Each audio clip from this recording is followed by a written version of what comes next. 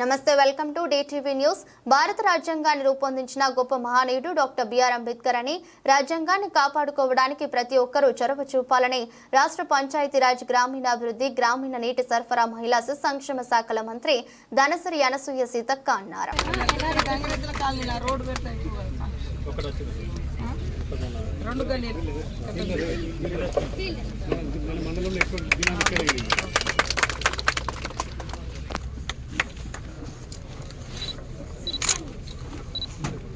ఎక్కడున్నారు రాలేదా? ఉంటారా మరి? ఎవరు రాలేరమ్మా? కాదా ముందు ఏం చేసింది మరి?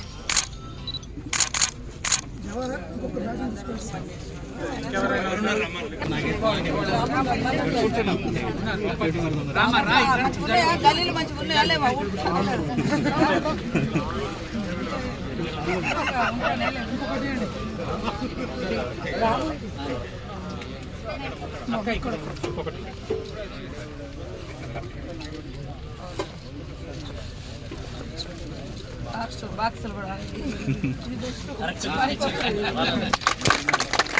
దినోత్సవాన్ని పురస్కరించుకొని మరి రాష్ట్ర వ్యాప్తంగా కూడా పంచాయతీరాజ్ శాఖ నుంచి దాదాపుగా 2700 కోట్ల రూపాయల పనులు, అందులో మరి స్టేట్ గవర్నమెంట్ నుంచి కానీ, NREGS నుంచి కానీ, సెంట్రల్ నుంచి కానీ వచ్చినటువంటి నిధులను మనం ఖర్చు చేస్తూ ఉన్నాం.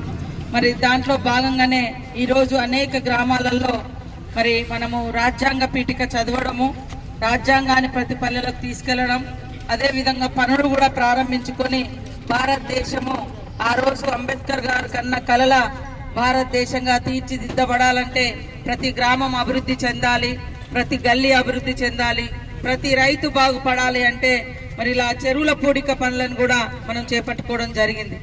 ఈ యొక్క NREGS చట్టం అనేది 2006లో మరి ఆ రోజు మన్మోహన్ సింగ్ గారి యొక్క ప్రభుత్వంలో మనం ఈ చట్టాన్ని తీసుకురావడం జరిగింది.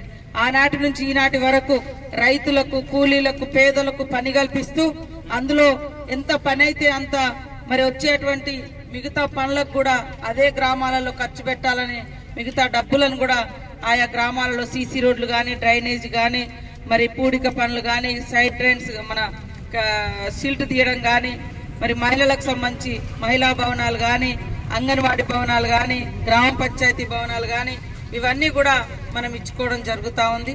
కాబట్టి 100 రోజుల పనిని కూడా ప్రజలు నెగ్లెక్ట్ అంటే అశ్రద్ధ చేయకూడదు. ఎంత పని జరిగితే అంత మన గ్రామానికి ఇన్కమ్ వస్తుంది, మనం బాగుపడతాం.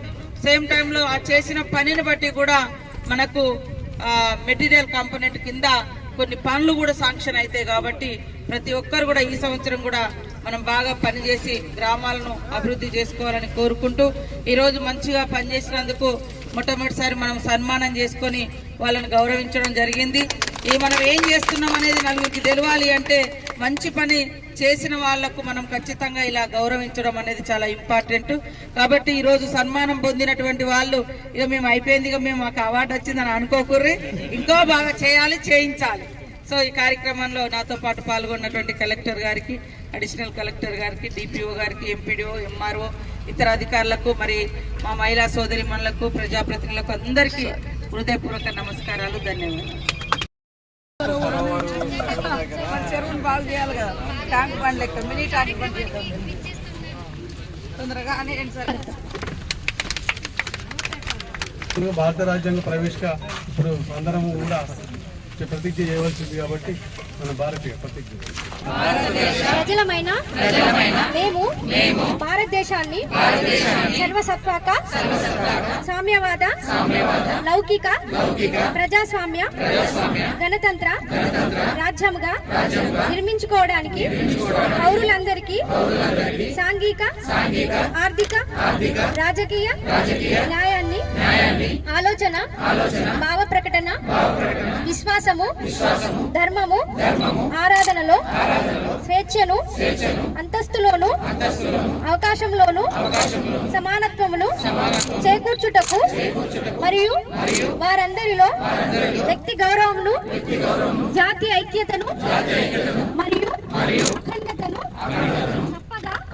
సంరక్షిస్తూ సౌభ్రాతృత్వాన్ని పెంపొందించుటకు సత్యనిష్ట పూర్వకముగా తీర్మానించుకొని 26 నవంబర్ 1949న మన రాజ్యాంగ పరిషత్తులో పరిగ్రహించి శాసనముగా రూపొందించుకున్న ఈ రాజ్యాంగాన్ని మాకు మేము సమర్పించుకుంటున్నాము.